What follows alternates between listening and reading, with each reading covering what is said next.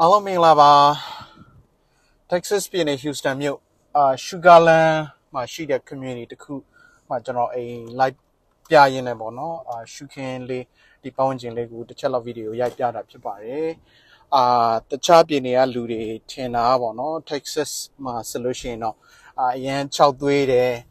ဘာမှမရှိဘူးတစ်ပင်တွေမရှိဘူးတဲကန်တရားလို့လူတွေကထင်ကြတယ်ပေါ့နော်တကယ်တော့အရန်အကောင်လုံးမဟုတ်ဘူးပေါ့နော်ဒီလိုမျိုးနေရာတွေရှိတယ်ဆိုတဲ့ဟာကိုမြင်အောင်လို့ကျွန်တော်ဗီဒီယိုနဲ့အားလုံးအတွက်ပေါ့နော်ကျွန်တော်ဗီဒီယိုလေး recording လုပ်ပေးတာဖြစ်ပါတယ်ဒီ community ကကြတော့ပေါ့နော်Sugarland မှာရှိတဲ့ community ကျွန်တော်ဒီမှာအိမ်တွေဝယ်ပေးတာပေါ့နော်3အိမ်လောက်ရှိနေပါပြီအခုဆိုလို့ရှိရင်အဲ့တော့ဒီအိမ်မှာဒီပတ်ဝန်းကျင်မှာပေါ့နော်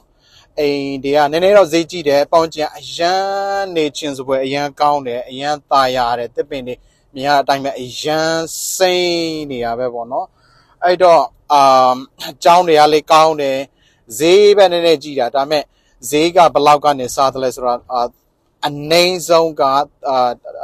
3ခန်း8ခန်း3ခန်းဒီ6ခန်း2ခန်းဆိုလို့ရှိရင်ပေါ့နော်square feet က2000လောက်ဆိုလို့ရှိရင်တော့အဲ့ဒါ3,800,000 ခွဲလောက်အထိကျွန်တော်မြင်မှုတယ်အမြင့်ဆုံးကကြတော့1.2 million 3 million လောက်ရှိတယ်ပေါ့နော်ဒါပေမဲ့4 သိန်း5 သိန်းလောက်ဆိုလို့ရှိရင်တော့အများကြီးရွေးချယ်စရာတွေအများကြီးရှိနေပြီဒါကတော့ community ထဲမှာဒီ community ထဲမှာကကျောင်းရှိတယ်ပေါ့နော်ကျောင်းဒါဒီနာကျောင်းအဲ့တော့ကျွန်တော်တစ်ချက်လောက်ကားမောင်းရင်းနဲ့ပေါ့နော်ဒီcommunity ကိုပြမယ်အဲ့တော့3 သိန်းလောက်ဆိုလို့ရှိရင်3 သိန်းနဲ့5 သိန်းလောက်ဆိုလို့ရှိရင်ပေါ့နော် square feet 3000ဒီရတယ်ပေါ့နော်နှစ်ထပ်အိမ်တွေနှစ်ထပ်အိမ်ပဲဖြစ်တစ်ထပ်အိမ်ပဲဖြစ်အိမ်အရန်အိမ်တွေလည်းအရန်လှတယ်အိမ်တွေကကြတော့အသစ်ကြီးတော့မရဘူးဘာလို့ဆိုတော့တစ်ပင်ကိုတွေးတဲ့အတိုင်းပဲတစ်ပင်တွေကလည်းကြီးနေဆိုတော့ तू က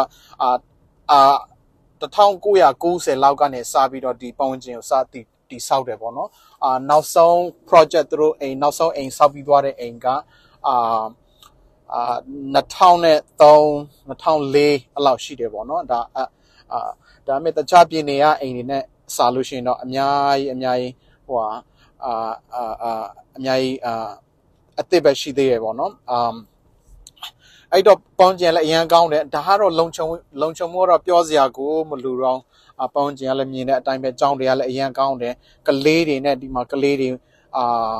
ဖို့ပေါ့နော်ကလေးမိသားစုတီဆောက်မယ်ဆိုလို့ရှိရင်အရန်ကောင်းတယ်ကျွန်တော်ကိုယ်တိုင်လဲကျွန်တော်နေတဲ့နေရာမှာလည်းအခုI mean ကောင်းတယ်နေရာတိုင်းကောင်းတဲ့နေရာတွေအများကြီးပါပဲဒီ Houston မှာဒါပေမဲ့ကျွန်တော်နေတဲ့နေရာကျတော့ new construction home အသစ်အခုမှစပြီးတော့လုပ်တဲ့ပတ်ဝန်းကျင်ဆိုတော့ခါကျတော့အသစ်ပင်အကြီးကြီးတွေမရှိဘူးအဲ့တော့ကျွန်တော်တော့မှဒီမှာပြောင်းလာမလားလို့နေစိတ်ကူးနေရပေါ့နော်ထီထိုးလိုက်အောင်မယ်အဲ့တော့စိတ်ဝင်စားတယ်ဆိုလို့ရှိရင်ဒီမှာဒီလိုမျိုးနေရာတွေရှိတယ်ဒီလိုမျိုးနေရာမှာ4 သိန်းခွဲ5 သိန်းလောက်နဲ့4 သိန်းလောက်နဲ့လေအိမ်ကောင်းရတယ်အထူးသဖြင့်ဒီ2025အခုချိန်ပေါ့နော်2025အခုကျွန်တော်ရိုက်နေ2025 August buyer market ဖြစ်နေတာပေါ့နော်ပြီးတော့နောက်တစ်ခုပြောချင်တာဒီမှာပေါ့နော် buyer market ဟုတ်တယ် Houston တော်တော်များများမှာ buyer market အခုချိန်ကပေါ့နော်ဒါပေမဲ့ဒီလိုမျိုးနေရာကကြတော့အိမ်ဈေးဘယ်တော့မှမဆင်းဘူးသူကတက်တယ်ဒါမဲ့အခုလောလောဆယ်အခုလက်ရှိမှာကြတော့အရင်မတက်ဘူးပေါ့နော်ဝယ်ဖို့အရင်အကောင်းဆုံးအချိန်လို့ပြောလို့ရတယ်ပြီးရင် तू ကအရင်Houston မှာမို့လို့အရင်ဈေး short ဈေး short လို့ရတယ်အဲ့လိုမျိုးသွားပြောလို့မရဒီနေရာတွေကကြောင်းကောင်းတယ်ပတ်ဝန်းကျင်ကောင်းတယ်အိမ် quality တွေအရင်ကောင်းတယ်အိမ် quality ကလည်းအရင်ကောင်းတဲ့ quality တွေထည့်ထားတာဖြစ်တယ်အဲ့တော့သွားလှုပ်လို့ရမ်းပြီးတော့တည်ရမှာ1000 shop ပေး no မရအောင်9000လောက်shop ပေးလို့ရှင်တော့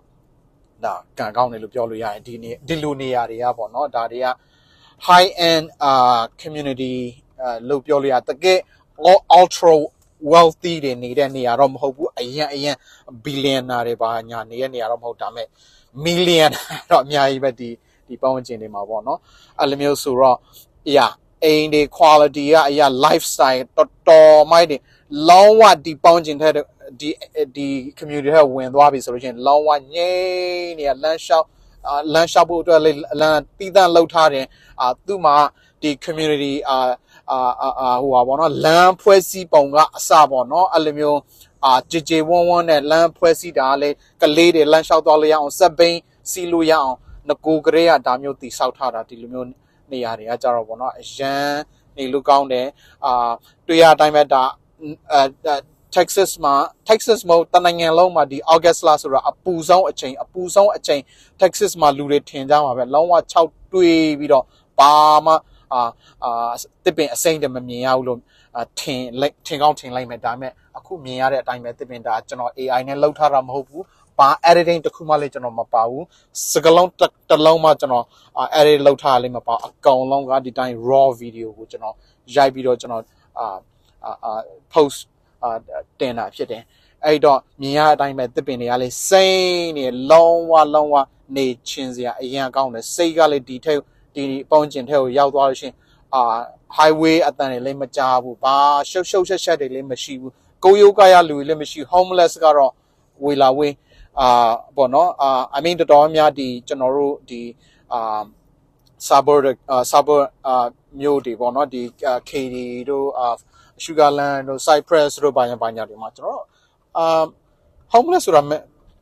မရှိသလောက်ပဲတခါမှမတွေ့ဘူးပေါ့နော်တကယ် Houston မြို့ထက်City of Houston ထဲမှာတော့ရှိတယ်ဒီလိုမျိုး suburb တွေမှာမရှိဘူးဆိုတော့ပြောချင်တာသိရမလားအရန်ဟိုကနေလို့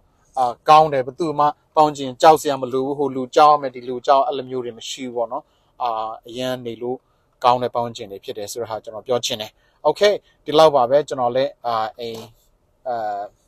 တော့ပြလိုက်မယ် Okay ကျွန်တော်ဟိုစိတ်ဝင်စားရ solution ပေါ့နော်အိမ်နေစိတ်ဝင်စားရ solution ကျွန်တော်ဆက်သွယ်လိုက်ရတယ်ဒီမှာဖုန်းနံပါတ်တွေကျွန်တော်တင်ပေးထားပါတယ်လို့เนาะဖုန်းခေါ်ပြီးတော့မြင်လို့ရတယ် bye bye